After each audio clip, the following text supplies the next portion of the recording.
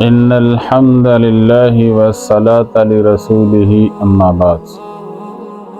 میرے بھائیو دوستو، استقبال رمضان کے بارے میں نے دو چار پہلے کلپ میں بتائیں باتیں۔ اب میں اپنے ذہن سے آپ کو اس کا شیڈول بتانا چاہتا ہوں جو میرے ذہن میں آپ اپنے لیے مناسب سمجھیں تو ٹھیک ہے، نہیں تو اپنا نیا بنا لیں۔ سب سے پہلا کام، رمضان المبارک میں رات کو تراویح کے فوراً بعد سو جائیں۔ نبی علیہ السلام کی سنت مبارکہ ہے کہ عشاء کی نماز کے بعد فوراً سونا، کوئی کام نہیں۔ نبی کی یہ سنت جب سے اس امت نے چھوڑی ہے، عشاء کے بعد ادھر ادھر کاموں میں لگتے ہیں، اس وقت سے لے کر معاشرے میں برائیاں پیدا ہونا شروع ہو گئی، یہ نبی کی سنت چھوڑنے کی وجہ سے۔ اور پھر اسی وجہ سے فجر کی نماز غائب ہونا شروع ہو گئی۔ تو رمضان المبارک میں اس بات کا اہتمام کریں کہ عشاء کی نماز پڑھ کے فوراً سو جانا۔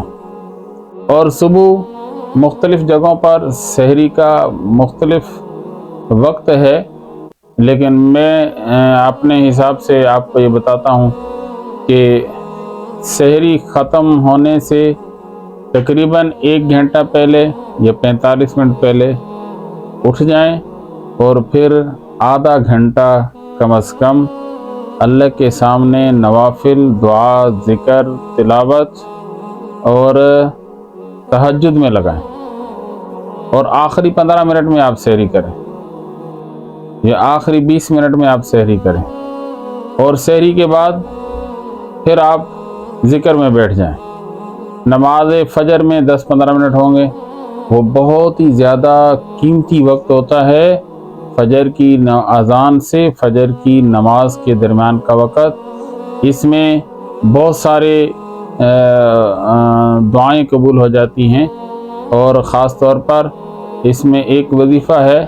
نبی صلی اللہ علیہ وسلم نے ایک اپنے صحابی کو بتایا تھا، سبحان اللہ العظیم، سبحان اللہ و بحمدہ، سبحان اللہ العظیم، استغفر اللہ۔ 2 لفظ ہیں، سبحان اللہ و بحمدہ، سبحان اللہ العظیم، استغفر اللہ۔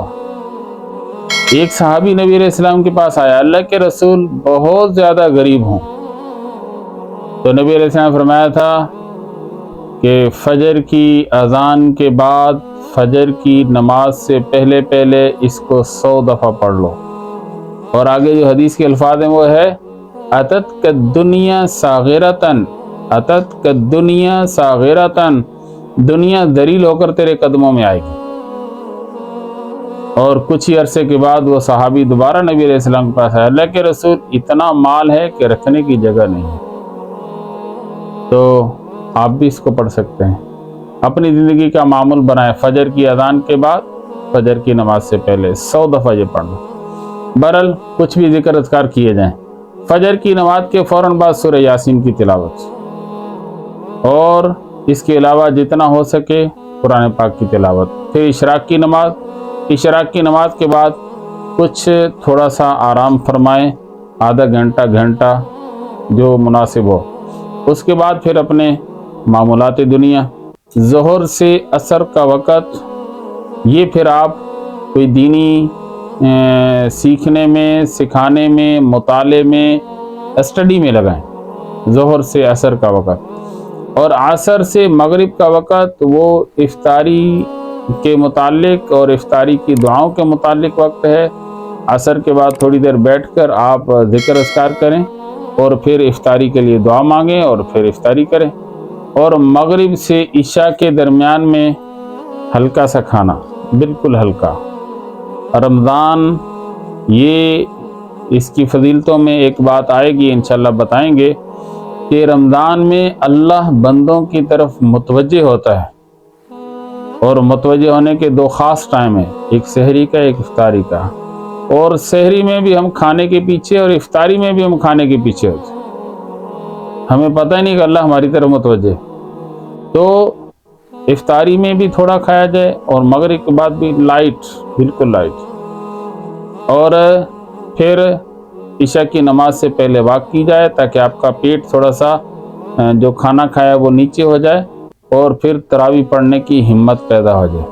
اور پھر تراویح پہلی رکعت میں امام صاحب جیسے اللہ اکبر کہے اس وقت سے لے کر آخری رکعت تک سلام پھیرنے تک نماز میں شریک رہیں، پورا قرآن تراویح کے اندر سنیں اور دعا میں یاد رکھیے گا، اور بازار کم از کم اور مسجد میں وقت زیادہ دیا جائے۔